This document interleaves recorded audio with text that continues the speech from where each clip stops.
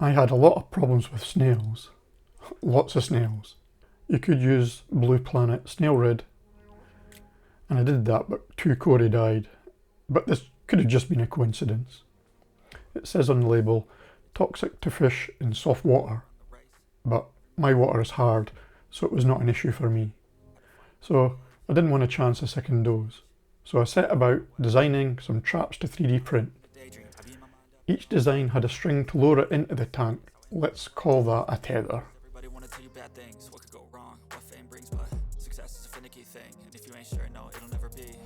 The first design had 2 issues. It tended to float, probably because I used infill that was not 100%, but more importantly, you would have to thread the snail bait along the tether, so that wasn't great.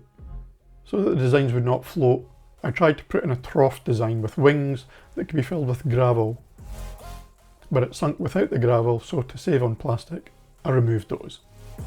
If you want something simple, then this is the design you want. It'll accept small baby cucumbers and has intended openings to keep it in place.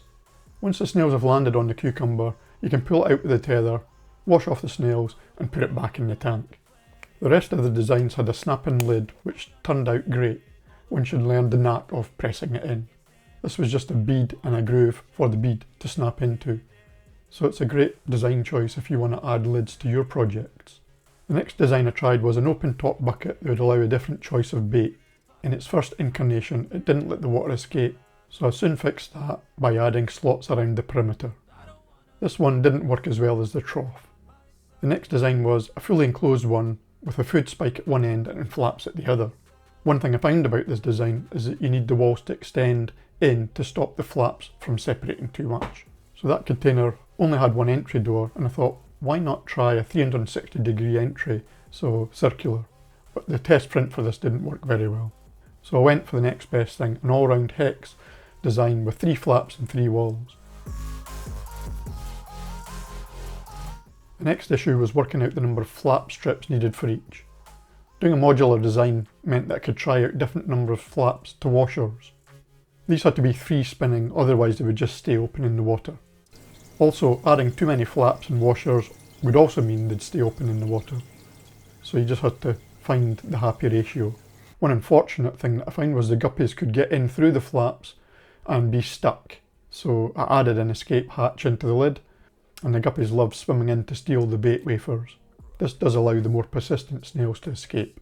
Overall, I found it unlikely that you will eradicate snails with traps, but you can drastically reduce their numbers. And that means the fish don't need to compete for food. The 2 baits that worked for me were Bristlenose wafers and baby cucumbers. You need to cut open the baby cucumbers to expose a soft edge, and I find the Bristlenose loved them too.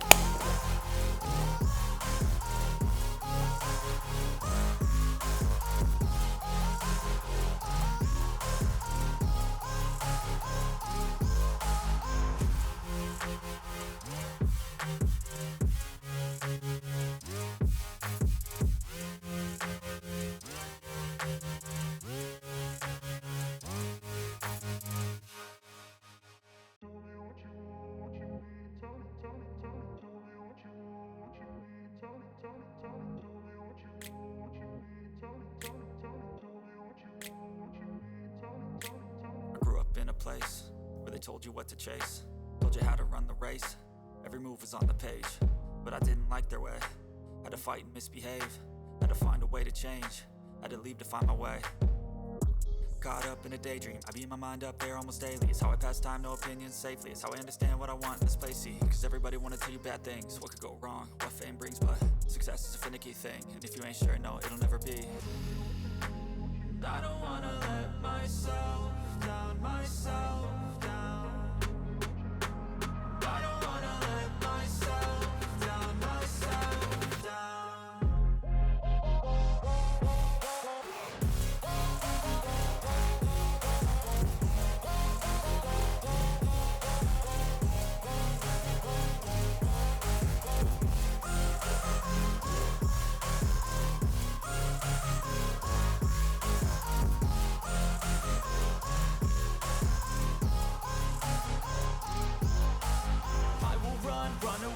I don't have to plan it, I can go change my fate. You won't understand it, all alone, that's okay. People I can't stand them, they don't want me to change, keep me where I'm standing. And I don't wanna be where I am, and I want something more, take a chance. It could be possibly my last dance, my last dance. And I don't wanna let myself down, myself down.